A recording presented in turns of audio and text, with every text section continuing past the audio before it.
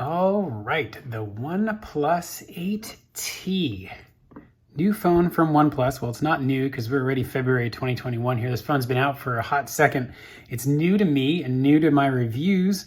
I did review a OnePlus back in the day. It was the original OnePlus.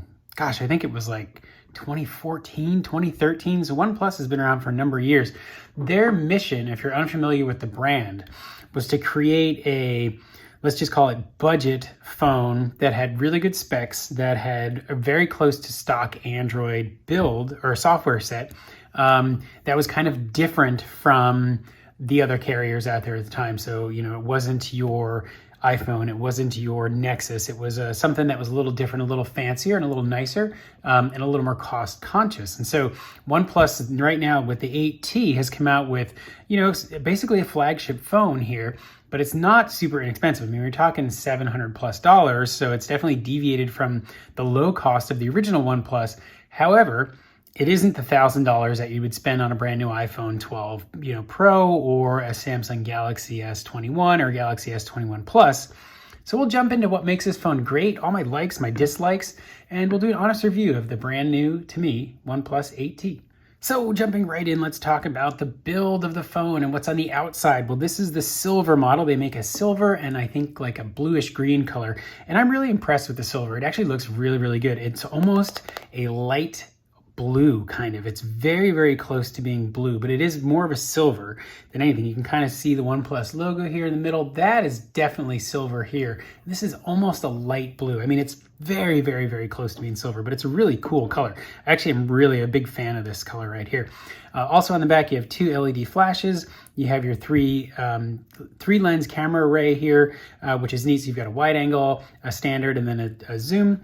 You have your USB-C charging port on the bottom, microphone, speaker grill, SIM card tray, which is dual SIM, which is super cool. Works in the USA as well. The left side of the phone has your volume rocker, which is nice, separated from the power switch, unlike the Galaxy S series. And you have probably one of the nicest features I've seen on an Android phone in my entire life, a volume slider. And so that goes from silent to vibrate to ring. How cool is that? Just like the iPhone, but better because it's a 3-position switch and not a 2-position switch. And it's hardware, which is fantastic. So you can do it in your pocket super, super easily. And it's gnarled too. So it has that little tiny groove there. So you can differentiate it in the dark or whatever in your pocket from the power button. So you can just kind of give it a nice, easy, quick slide and then boom, right into whichever mode you'd like to get into. No headphone jack, obviously that's gone. It's a thing of the past these days. Got another microphone on top and that's it. Very clean, very sleek, very well designed. I can't tell if this is glass or metal or plastic. No one knows anymore these days. I got in trouble from the commenters on my Galaxy video because I said the back was plastic because it felt like plastic and everybody thought it was plastic, but it's glass. I don't know what this is, so you can tell me in the comments what it is. But the phone does come with a screen protector built in too, so you can almost kind of get your fingernail under that and see that little piece of, it's not glass, it's just going to be a polymer screen protector, but it's nice that they give you one installed from the factory. You don't have to worry about. Great feature to have. Biometrics built into the screen, so you got your fingerprint reader right on the front. It does unlock the phone. I will say that it gives me trouble pretty often. You know, it doesn't work all the time. It like gives me some headaches. I have to usually hold my finger down for longer or try it again. So it's one of those things that's not as good as an external fingerprint reader. Looking at some of the other specs of the phone here, we're on the GSM Arena page, has a 6.55-inch screen, which is very tall.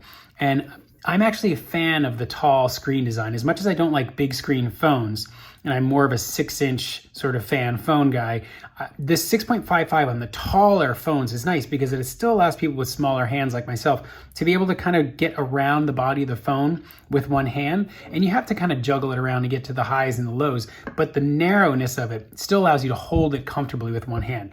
And it is rather well balanced and the weight feels good. It doesn't feel top heavy with this camera array. It doesn't feel unwieldy in your hand. It actually feels really good. And it's a nice phone to hold on to. And it's very bright and sharp.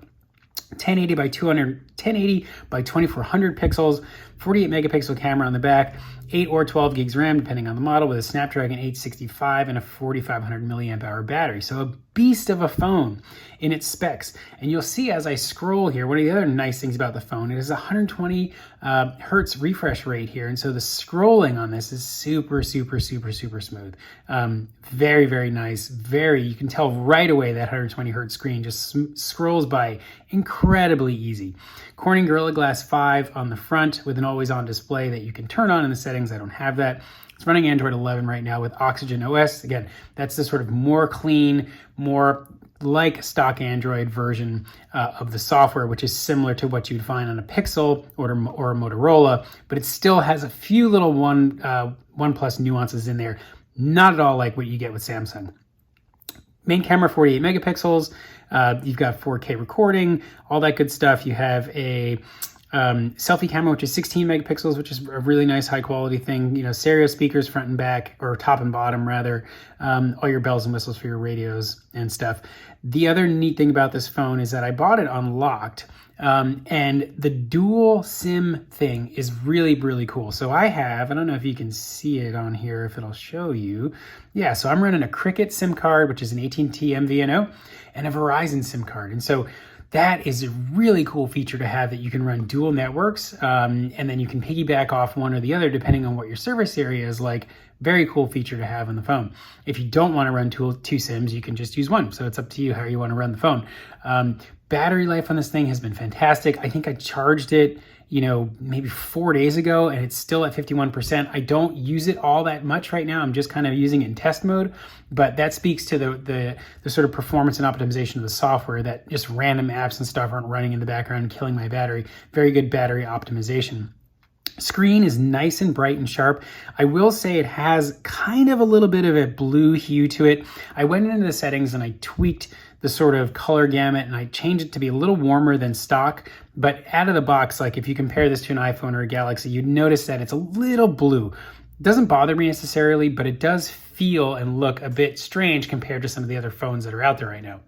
Some of the other features that the phone advertises and talks about is the sort of hypercharge fast charging, where you plug in USB-C and then the included fast charger. It's a 65 watt charger, I think. It goes from 0 to 100% in about 40 minutes, 39 minutes or so, which is a really cool feature to have. Now, it doesn't include wireless charging. So if you have a wireless charger, not going to work with that, which is a bummer. You do have to plug it in. So that is kind of a down to this phone. I will say that I didn't think it would be a big deal, but considering I have a wireless charger on my bedside and a wireless charger in my car, it's kind of annoying to have to dig cables out, fishing behind my bed, find the plug, whatever, dig through my car to find a plug for this thing. So I do miss the fact that this doesn't have wireless charging, but it isn't a deal breaker for everybody. It's kind of your own personal opinion on there. The other thing that's kind of a bummer about the phone is the camera. I will say that I'm not convinced the camera is all that great. It doesn't really have, I don't know, the color reproduction to me is a little bit off. Like, I've got a picture of my son here. It was a quick, easy snapshot. It's the contrast levels. It's a little contrasty. The color of his skin is a little toned down. It's a little muted. It looks a little blue. The sharpness is really not there. It's a little bit muddy. Compare this to like a Pixel or an iPhone. It's going to look not as good as you would say on one of the other higher end phones. Now, is it usable? Absolutely. Like, does it produce sharp, usable results often? Absolutely. Like, can you use this for an everyday phone and get good pictures out of it? Totally. Don't let the camera dissuade you from buying it. Just know that if you're buying the phone for the camera, I would really take a look at some of the other options that are out there, whether it's a Galaxy or a Pixel or an iPhone. To me personally, the Pixel 5 is going to give you the best results out of a camera phone, with maybe the Galaxy or an iPhone being kind of second behind that. Other features, the software, like I said, runs really smoothly. There's like very little, if any, bloat on this phone. I mean, it is just very, very cool. There's a OnePlus app right there that may be one of the only, if the only OnePlus app on the phone. It's a very, very comfortable, easy to use, no learning curve, none of the bells and whistles and bloat and nonsense, the gimmicks that Samsung has. If you're a fan of stock Android and if you're a fan of an easy to use software that works great, check out the OnePlus 8T. You'll be really pleased with the software and how well it runs on the device. Now, I can't speak to the updates and upgrades because, as we all know, Google always comes first with the Pixel when new Android software is updated. And so when Android 12 drops, how long before this phone's going to see those upgrades? Who knows, right? So if you're a fan of new software features, new upgrades, I would definitely look somewhere else. OnePlus will update the software in this phone, but who knows when that'll happen after the updates are released. So what's my final verdict on this thing? Well, as much as I like the sort of hardware, as much as I like the build quality, there's some things that will prevent me personally from using this phone as my daily driver. The first is the inconsistency on the fingerprint reader. As well as it works, it's not consistent enough, and it doesn't give me consistent unlocks. And so like you saw there, that was a really easy one, right? But like if I go here, it just, I don't know, sometimes it just doesn't work right. And like I have to either reposition my finger or just wait on the phone. And to me, that's a little frustrating.